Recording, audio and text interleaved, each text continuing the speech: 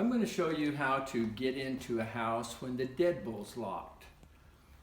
I made this little tool out of a coat hanger, and it's real simple, little tool, just bent so I can put it in the door, put it under the deadbolt latch, and just pull it up, and the deadbolt will open, and you'll be in the house and not have to break the door down.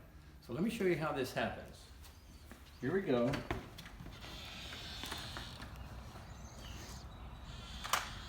We'll lock this door.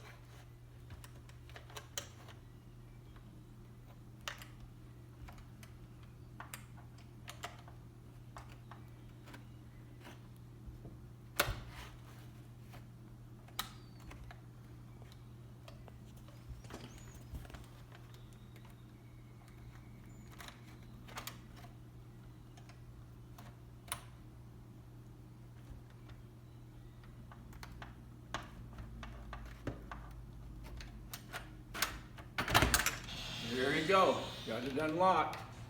With a little practice, you can get faster than I did, but it'll work every time.